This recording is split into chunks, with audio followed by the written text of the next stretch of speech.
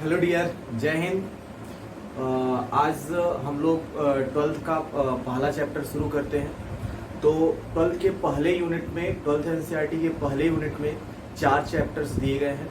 तो पहले चैप्टर्स का नाम है रिप्रोडक्शन इन ऑर्गेनिज्म और दूसरे चैप्टर का नाम है sexual reproduction in the flowering plant और तीसरे चैप्टर का नाम है ह्यूमन रिप्रोडक्शन और चौथे चैप्टर में हम लोग सीखने वाले हैं रिप्रोडक्टिव हेल्थ के बारे में। तो now we have the first chapter that is the reproduction in organism.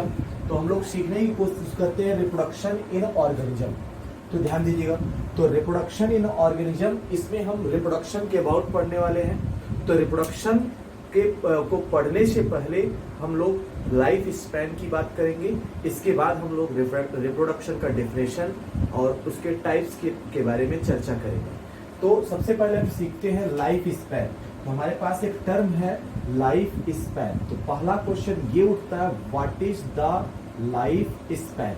Simple सी बात है, जो ऑर्गेनिज्म जिंदा होंगे, जो लिविंग होंगे और उसी में लाइफ स्पैन होगा और जो लिविंग होंगे उसी में लाइफ स्पैन होगा। तो बात ये आती है कि लाइफ स्पैन क्या है या आप कैसे लाइफ स्पैन को डिफाइन कर पाएंगे। तो सबसे पहले हम एनसीईआरटी का एक डिफिनेशन देखते हैं। तो जो कि लिखा है, time period between birth and natural death. यहाँ पे नेचुरल डेथ कहना बहुत ही जरूरी है। तो time period between birth and natural death, तो मीन्स कोई भी इंडिविजुअल जब पैदा होता है और पैदा होने से लेकर के जब तक वो न मर जाए, मतलब इन दोनों के बीच का जो टाइम है, कहने का मतलब जिंदा रहने की अवधि या जिंदा रहने का टाइम, जितने टाइम तक वो जिंदा रहता है उसी को हम कहते हैं लाइफ स्पैन। अच्छा, दूसरे पॉइंट की अगर हम बात करें तो life span do not necessarily correlates with shape and size. ये एनसीईआरटी का लाइन है। तो पहले ही चैप्टर में पहले पैराग्राफ में दिया है कि life span do not necessarily correlates with their shape and size. तो इसका मतलब है लाइफ स्पैन कभी भी शेप और साइज पर डिपेंड नहीं करता है।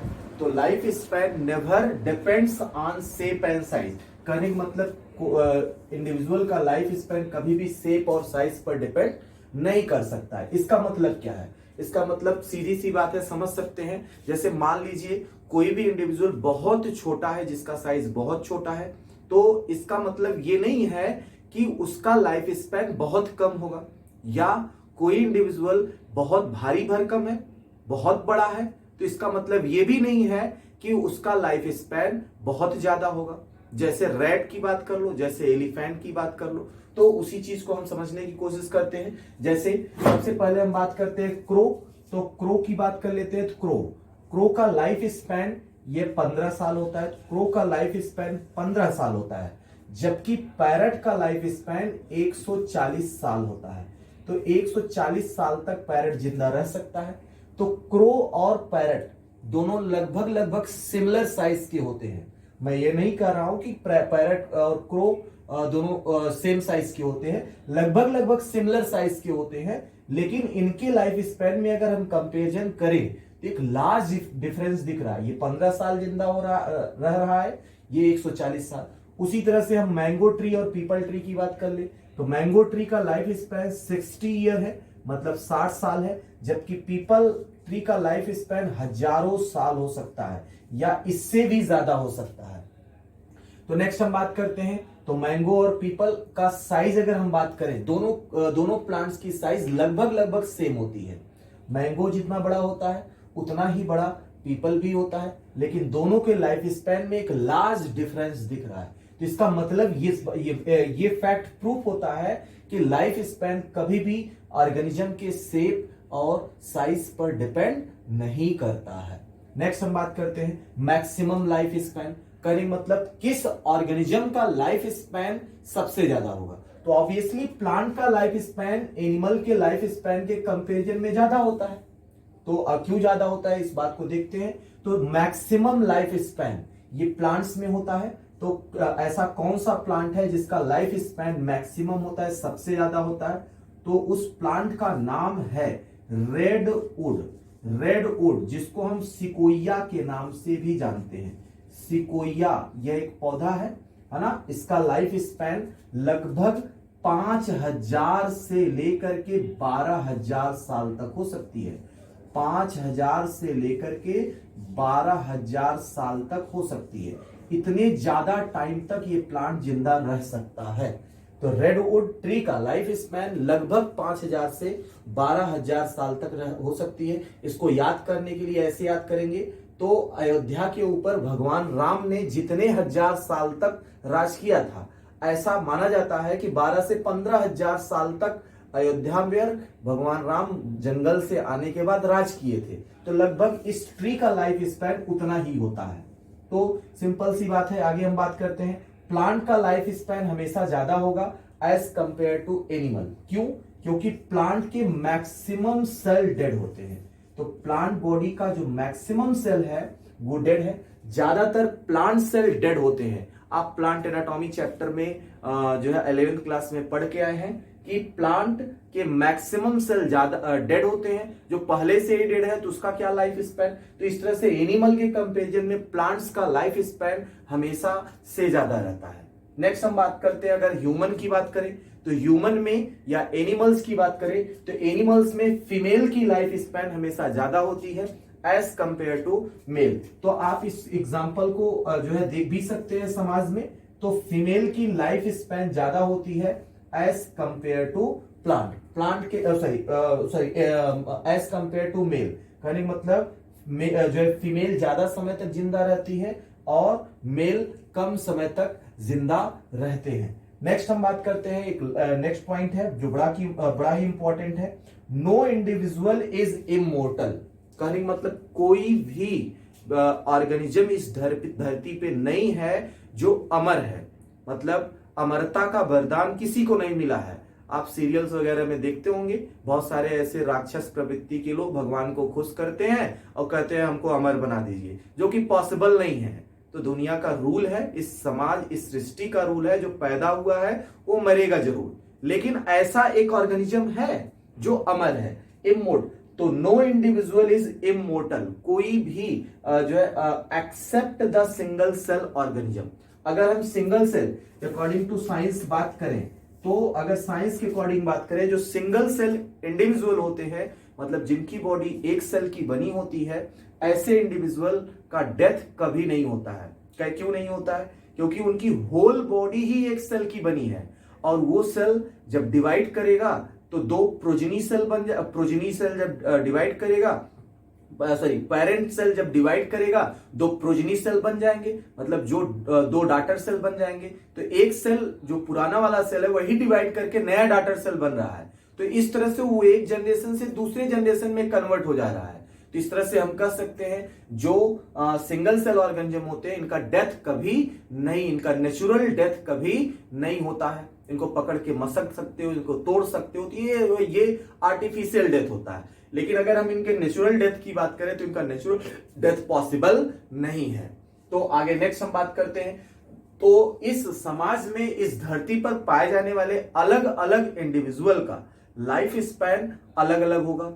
तो जैसे प्लांट की अगर हम बात कर ले, प्लांट में अलग अलग इंडिविजुअल का अलग अलग प्लांट्स का अलग अलग लाइफ स्पैन होगा। एनिमल्स में बात कर ले, एनिमल्स में भी यही हाल चाल है कि अलग अलग इंडिविजुअल का अलग अलग एनिमल का अलग अलग लाइफ स्पैन है। कुछ लाइफ स्पैन एनसीईआरटी में दिए गए हैं, कुछ नहीं दिए, उनके बारे में हम सीखने की कोशिश करते हैं। जैसे हम बात करते हैं मेज, राइस और व्हीट। एक प्लांट है मेज प्लांट, दूसरा है राइस प्लांट और तीसरा है व्हीट प्लांट। तो इनकी अगर हम बात करते हैं तो इनकी लाइफ स्पैन लगभग ऐसी मानी या 3 मंथ की होती है। कहने का मतलब इनका लाइफ स्पैन 3 से 4 मंथ का हो सकता है। तो मेज है ना, मेज जो है व्हीट, राइस का लाइफ स्पैन 3 से 4 मंथ का होता है। रोज ट्री की हम बात करते हैं, रोज ट्री का लाइफ स्पैन लगभग 5 साल तक हो सकता है, लगभग ये 5 साल तक हो सकता है। बनाना ट्री की बात करते हैं तो बनाना ट्री का लाइफ स्पैन है ना, यहाँ पे बड़ा कंफ्यूजन है। तो कुछ किताब में आप देखेंगे यहाँ पे 25 साल दिया गया है, 25 ईयर लाइफ स्पैन इसका दिया है, लेकिन कुछ किताब में देखेंगे ये 3 साल दिया गया है। तो एनसीईआरटी ने इसको दिया ही नहीं, मतलब इसके लाइफ स्पैन के बारे में दिया ही नहीं। तो ये जो है ये प्रॉब्लम वाली बात है, अलग अलग बुक में अलग अलग होते हैं। लेकिन आप याद रखेंगे तो बनाना का लाइफ स्पैन 3 से 4 साल तक हो सकता है, 3 से 4 साल तक हो सकता है। ये डाटा जो है ज्यादा करेक्ट ऐसा लगता है, ज्यादातर बुक में यही डाटा दिया गया है, लेकिन कुछ बुक में आप पढ़िएगा तो मिलेगा आपको 25 साल होता है। नेक्स्ट हम बात करते हैं मैंगो ट्री। मैंगो ट्री का लाइफ स्पैन लगभग 60 साल होता है, 60 ईयर होता है। उसी तरह से 50 से 60 साल आप कह सकते हैं, 50 से 60 साल होता है। बनियान ट्री की अगर हम बात करते हैं तो ये कम से कम 200 साल तक जिंदा रहता है, इसके ऊपर भी ये जिंदा रह सकता है। पीपल ट्री की बात करते हैं, लगभग ये 1000 साल इसका लाइफ स्पैन होता है, 1000 साल लाइफ स्पैन होता है। तो नेक्स्ट कुछ हमें एनिमल्स की बात कर ले, जैसे क्रो। तो क्रो की life span already we know that is the 15 year, 15 साल होता है ना। फिर इसके बाद हम काऊ की बात कर ले, तो काऊ की जो लाइफ स्पैन है लगभग 20 साल होता है, 20 साल होता है। और एलिफेंट लगभग ये भी 60 साल तक जिंदा रहता है, एलिफेंट की बात कर ले। हॉर्स की बात करें तो हॉर्स की बात करें तो हॉर्स लगभग ये 70 साल तक जिंदा रह सकता है, 70 साल तक जिंदा रहता है। तो ये हॉर्स का लाइफ स्पैन है। नेक्स्ट ह्यूमन की बात करें तो ह्यूमन में भी लगभग 70 साल होता है, ह्यूमन का भी लाइफ स्पैन लगभग 70 साल तक हो सकता है। पैरट की बात करें तो पैरट का लाइफ स्पैन लगभग 140 साल होता है। टर्टोइज की लाइफ स्पैन की बात करें तो ये 100 से लगभग 150 साल तक हो सकता है, 100 से 150 साल तक जिंदा रह सकता है। क्रोकोडाइल है ना, क्रोकोडाइल का भी लाइफ स्पैन लगभग 60 साल होता है, तो इसका भी लाइफ स्पैन लगभग 60 साल होता है। बटरफ्लाई की बात करते हैं तो 1 वीक हो सकता है, 1 से 2 हफ्ते इसकी लाइफ स्पैन हो सकती है। ड्रोसोफिला लगभग 3 मंथ तक इसका लाइफ स्पैन हो सकता है। तो ड्रोसोफिला तो ये एनसीईआरटी में नहीं दिया है इसका लाइफ स्पैन कितना होता है, लेकिन इसका फोटो बना के दिया है। तो ड्रोसोफिला लगभग 3 महीने तक जिंदा रह सकता है। तो ड्रोसोफिला एक बहुत ही इंपॉर्टेंट एक्सपेरिमेंटल मटेरियल्स है। तो ड्रोसोफिला का यूज लिंकेज को फाइंड करने में किया गया था। लिंकेज जब आप जेनेटिक्स वाला चैप्टर पढ़ेंगे तो वहां पे आप देखिएगा इसको। तो लिंकेज को फाइंड करने में किया गया था। लिंकेज लिंकेज की डिस्कवरी के लिए इसी को एज एक्सपेरिमेंटल मटेरियल लिया गया था। तो ड्रोसोफिला इसी को हम फ्रूट फ्लाई के नाम से भी जानते हैं। तो this is called as the fruit fly. तो ड्रोसोफिला को हम फ्रूट फ्लाई के नाम से भी जान सकते हैं। तो जो है इसके अबाउट जो डिटेल है आपको मैं जेनेटिक्स वाले चैप्टर में जब जेनेटिक्स पढ़ाएंगे तो वहीं पे, जब लिंकेज पढ़ाएंगे तो वहीं पे इसके डिटेल्स बताए जाएंगे। तो ये तो कुछ इंडिविजुअल का लाइफ स्पैन है। तो नाउ दूसरा थिंग्स हमारे पास है लाइफ साइकिल। तो अब हमारे पास जो है ये आता है कि लाइफ साइकिल क्या है।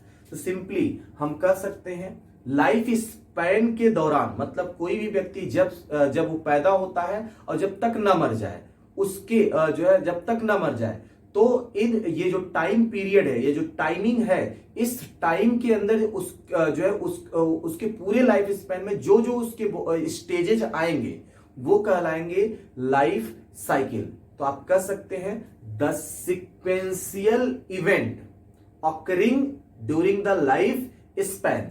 तो इस लाइफ स्पैन के दौरान जो उसके बॉडी में उसके पूरे लाइफ स्पैन के दौरान जो सिक्वेंशियल इवेंट या स्टेजेस आते हैं उसी को हम लाइफ साइकिल कहते हैं। जैसे हम एक प्लांट को लेकर के समझते हैं, जैसे प्लांट में कोई भी प्लांट हो, चाहे वह हायर प्लांट हो चाहे वह लोअर प्लांट हो, तो कोई भी प्लांट हो, तो उसमें अगर हम लाइफ साइकिल की बात करें तो उसके लाइफ साइकिल में ये 2 स्टेज हमेशा आएंगे, चाहे वह एल्गी हो, चाहे ब्रायोफाइट हो, चाहे टेरिडोफाइट हो, या जिम्नोस्पर्म हो, या एंजियोस्पर्म हो, उसके लाइफ साइकिल में ये 2 स्टेज हमेशा आएंगे।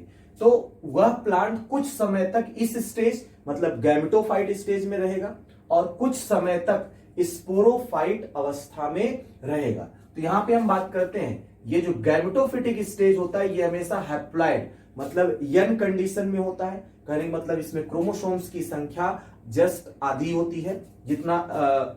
नेक्स्ट हम बात करते हैं तो स्पोरोफाइट ये हमेशा डिप्लॉयड कंडीशन में रहता है।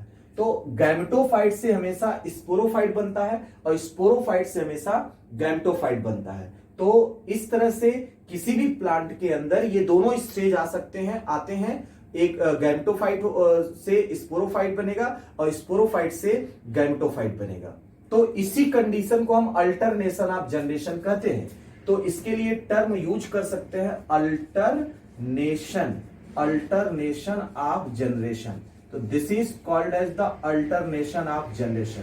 तो this is called as the alternation of generation, मतलब गैमेटोफाइट से स्पोरोफाइट का बनना और स्पोरोफाइट से गैमेटोफाइट्स का बनना। नेक्स्ट हम बात करते हैं ये जो गैमेटोफिटिक स्टेज होता है, तो दीज आर डोमिनेंट।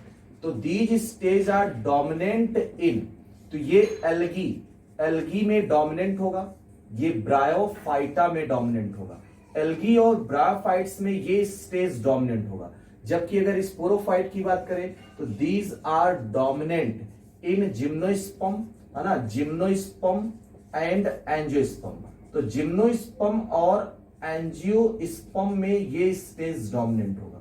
तो sporophyte are always dominant in gymnospermic plant and angiospermic plant. जैसे अगर हम किसी एल्गी की बात करें, जो जैसे मान लेते हैं कोई एल्गी है, उसका पूरा लाइफ स्पैन 4 घंटे का है। तो कोई एल्गी है जिसका लाइफ स्पैन टोटल 4 घंटे का है, तो इसका लाइफ स्पैन टोटल 4 घंटे का है। 4 आवर का लाइफ स्पैन है, मतलब एक एल्गी है जिसका लाइफ स्पैन 4 घंटे का है। तो यह एल्गी तो 3 घंटे तक ये गैमेटोफाइट स्टेज में रहेगा और 1 घंटे तक यह स्पोरोफाइट स्टेज में रहेगा। तो कहने का मतलब गैमेटोफाइट स्टेज में ये ज्यादा समय तक रहेगा और स्पोरोफाइट स्टेज में यह कम समय तक रहेगा। कहने का मतलब गैमेटोफिटिक स्टेज इसका डोमिनेंट है। और एक बात ध्यान देंगे, जिस प्लांट का जो फेज डोमिनेंट होगा वह प्लांट उसका एडल्ट प्लांट या उसका मैच्योर प्लांट उसी फेज में होगा। जैसे एल्गी और ब्रायोफाइट का एडल्ट प्लांट जो होगा यह गैमेटोफिटिक स्टेज में होगा। जिम्नोस्पर्म और एंजियोस्पर्म का जो एडल्ट प्लांट होगा यह स्पोरोफिटिक अवस्था में होगा। तो नेक्स्ट हम बात करते हैं एक एग्जांपल की और बात करते हैं, जैसे सिलेंट्रेट्स। तो सिलेंट्रेट्स के लाइफ साइकिल में भी 2 स्टेज आते हैं। तो यहाँ पे इसकी खासियत देखते हैं। तो सिलेंट्रेट्स में 2 स्टेज आते हैं, एक को हम कहते हैं पॉलिप और दूसरे स्टेज को हम नाम देते हैं मेडूसा। तो पॉलिप की अगर हम प्लॉइडी की बात करें तो ये 2n होता है और मेडूसा की बात करें तो ये भी 2n होता है। लेकिन यहाँ पे दोनों अलग अलग है, ये n है तो ये 2n है, लेकिन यहाँ पर दोनों सिमिलर है। ये नीट का पूछा हुआ क्वेश्चन है। तो पॉलिप स्टेज और मेडूसा स्टेज, तो पॉलिप 2n होगा, मेडूसा भी 2n होगा।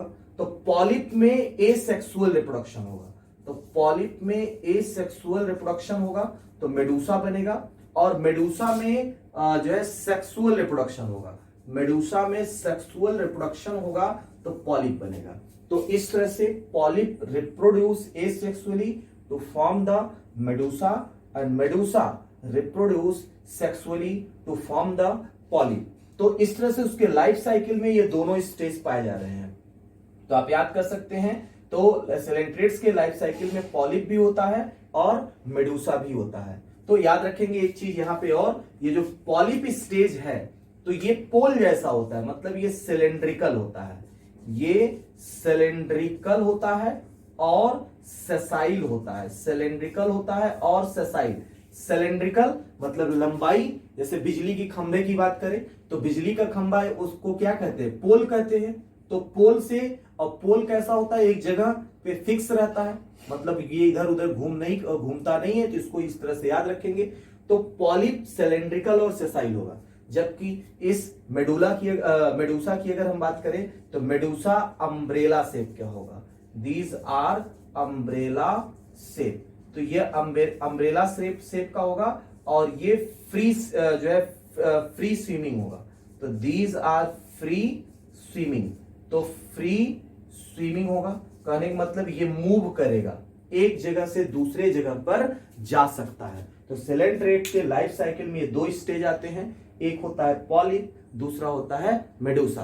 तो आज की वीडियो में बस इतना ही हम लोग सीखने वाले हैं। नेक्स्ट जो है लेक्चर होगा रिप्रोडक्शन का डेफिनेशन, रिप्रोडक्शन का type. Thank you, take care, जय हिंद।